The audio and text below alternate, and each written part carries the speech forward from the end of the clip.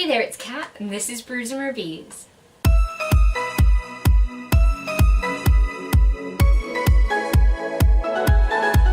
So today I'm going to be giving you my Mentalhealth-athon Wrap Up. So Mentalhealth-athon was a readathon created by Nicole over at A Beautiful Chaos of Books, and basically the aim of the game was to read as many mental health books as possible. There was a bingo board, and I actually managed to complete the bingo board. So I managed to read things that covered every single challenge. So I'm really impressed with myself, actually. I wasn't expecting to actually be able to do it, especially because reading about mental health is really hard for me because it is so taxing sometimes and I get in my head a lot, and I was a bit worried that I was going to get a bit down while I was reading it, but I'm fine. It was fine, and it was really interesting getting a lot of different perspectives on different sort of mental illnesses, mental health things, and yeah, I actually found myself enjoying a lot more of these books than I thought I would, and it was really good. It was a really good month for me.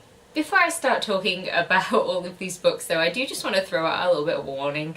I am by no means an expert on any of these things. I have barely ever encountered half of them, and I only know about my personal experiences with certain things on this list. So I mean, if I say anything that is not quite right, then I'm really sorry, and I don't mean to have said that. So the first book that I read in May was Highly Illogical Behaviour by John Corey Whaley. This covered the phobias prompt. The main premise of this book is that the main character is agoraphobic, and someone from his old school reaches out to him and sort of wants to help him, and then her boyfriend gets involved, and you know, it's kind of cute. It's kind of fluffy. I enjoyed that, and then there's obviously like more serious aspects to it. I was a bit worried that it was all going to go a bit wrong, but I enjoyed it. It was kind of just nice. I know that sounds really weird when you're reading about something that's obviously deeply terrifying to someone and harmful to them, but yeah, it was cute. It was a fluff. The second book that I read in May was the group book, and that is Sparrow by Sarah Moon. I'm really sorry if this is, like, you can't really see this cover, but it is a gorgeous cover. This book follows Sparrow, who is suffering from severe anxiety and some other things. After her favourite teacher dies, she doesn't really know what to do with herself, and she ends up on the roof of her school, and people think that she's about to commit suicide. So it kind of follows her story from there, about her anxiety and about her treatment with a therapist. There's a lot of music therapy involved. So I actually went along to the group chat for this on Twitter, and I know that a lot of people said that this was middle grade and it was a little bit too young for them, and personally I didn't really see that aspect of it.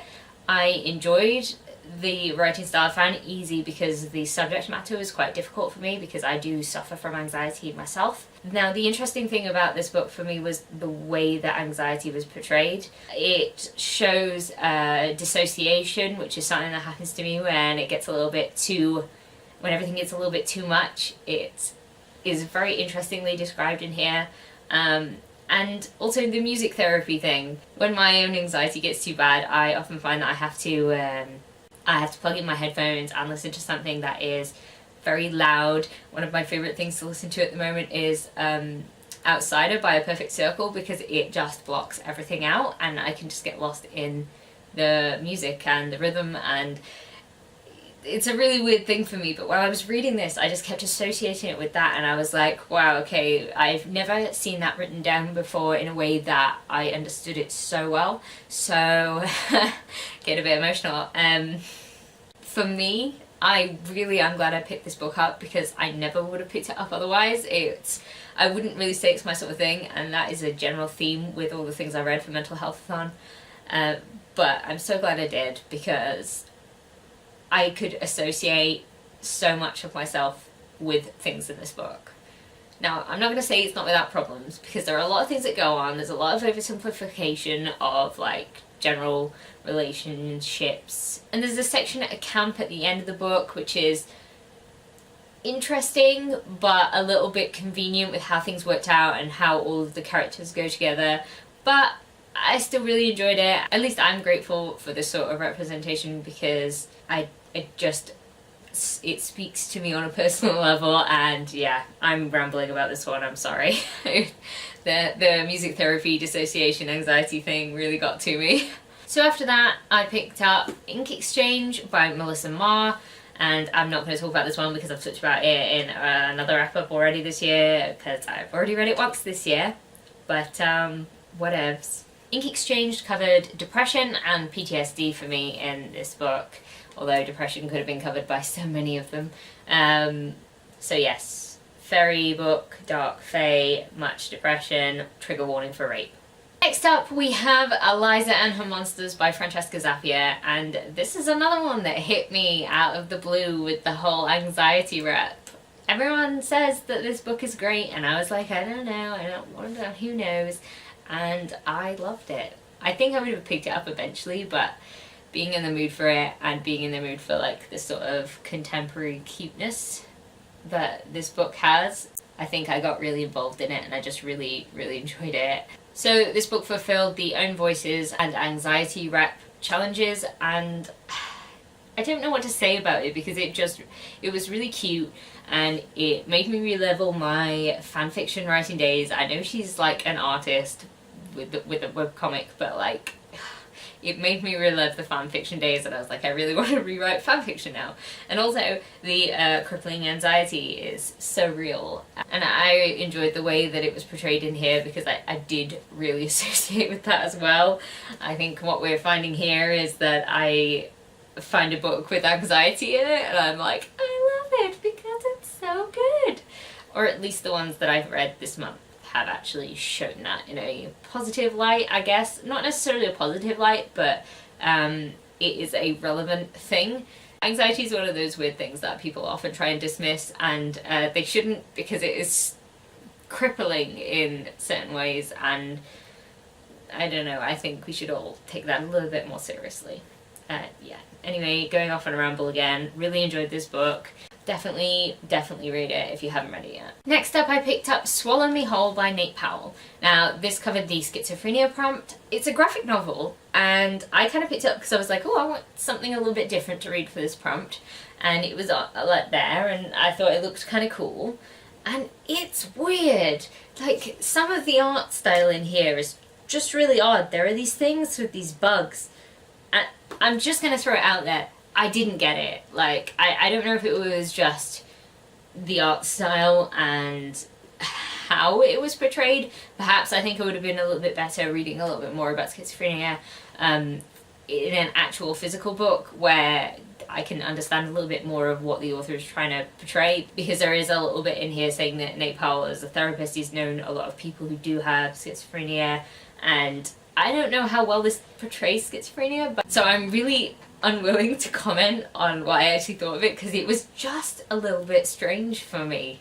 I can't tell you what I thought of it, because it's just these bugs. I'm gonna see if I can find like the bugs and a frog, and I don't really know. I would really be interested to see what someone who knows more about schizophrenia thinks of this. I mean, if you've read it, please let me know, because I don't really know at the moment. I'm kind of still on the fence about it, and it was like half a month ago that I read it.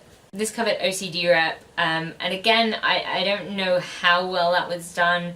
I think I would have preferred to have read it in an actual book rather than a graphic novel. But I remember the OCD rep being interesting, not as in-depth as the schizophrenia. I think that's definitely more of the focus in this book. Next I picked up Let Me Lie by Claire McIntosh, and this is a crime thriller about a woman whose parents both committed suicide, and a year later she gets a note that says, probably wasn't an accident, you should think again about that. And then weird things start to happen.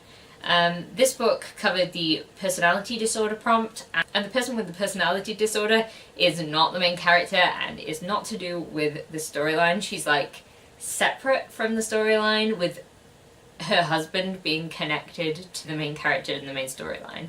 So the main plot of this book I really enjoyed. I thought it was great, and I actually really enjoyed the mental health wrap as well. I thought it was really interesting. I like that you're like, ooh, can I trust these people? What's going to happen next, sort of thing. So overall, I thought this was a really enjoyable book. So after that, I decided to read The Wicker King by Kay Ancrum. This book covered the prompts intersectional rep and eating disorder rep. I'm going to throw it out there that I didn't really get eating disorder rep when I read this, but I had heard that was what it was, so there is a little shadow of it, but it's not really explicitly explored. And I feel like if you're actually looking for an eating disorder book, then this is not the place to be. It is, however, a very interesting book. The angst is real with this book. It's so real. These two high schoolers have this weirdly codependent relationship where one of them is like a jock and one of them is just this kind of drug dealer, antisocial kid. And the jock guy starts experiencing these really vivid hallucinations. So his friend tries to help him out, and there's a whole, do we tell people, do we not tell people, what's okay, is it getting weird? And it goes down a whole angst path that is very strange. An interesting thing about this book is that it's multimedia, so you get a lot of different photos, and they're sort of like really, really short diary entries. And as you progress through the book, you get more and more sort of scribbles on the side of pages and stuff like that until it eventually goes black. It's quite interesting. I wouldn't be rushing to pick it up, but it is really interesting, and there is a bit of bi in it, but I'm not sure if I really like the representation because it is such a strangely codependent relationship that I'm not sure it necessarily is a positive one. It's kind of that overly obsessive kind of relationship, so I'm not really sure if it's very healthy. But yeah, it's definitely an interesting book. Probably worth checking out if you're in the mood for some gay angst. So after that I read a non-fiction book called Fuck Anxiety, and it was terrible. It was a non-fiction self-help book, and I've never read one of those before. It was about anxiety, and I just did not like it. I guess self-help books are not for me, but maybe there is a benefit to some people. Maybe this is just not me, so I wouldn't advise against reading it. It did nothing harmful. It was just a little bit patronizing, a little bit thinking like swears are cool. Like, it was like it was adding swear words in just to appeal to a younger audience, and I was like, I hate when that happens, because if you're gonna swear, do it like a sailor and do it naturally.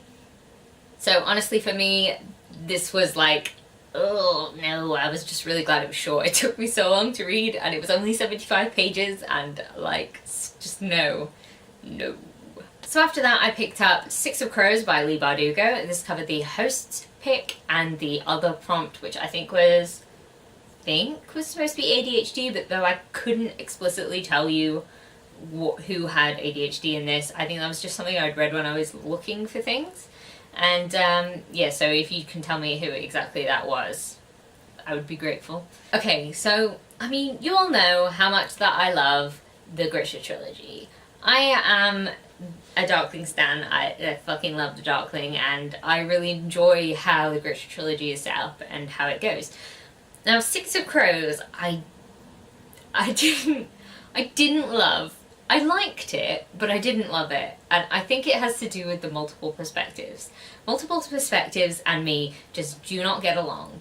I found that every time I was trying to get into a person, we'd switch to the next person, and because they weren't particularly likable characters at the beginning, it was really hard to actually think, I was just getting into your frame of unlikable, now I've got to go to somebody else's, and it was a little bit difficult for me to handle. It was after the first 200 or so pages when they're all starting to be together and they're actually like doing things with each other, so that multiple characters are all involved with each other whilst you're switching perspectives, so you feel like you're on actually one journey rather than being on like 5 different ones that don't really feel that connected. Like the voices didn't feel that connected to me, and I didn't really gel with it. I know that's a really unpopular opinion, but it's my opinion, so I'm giving it. The overall story I enjoyed. The heist aspect was really cool. I liked going into theatre. It was really interesting. I just didn't feel like it did enough.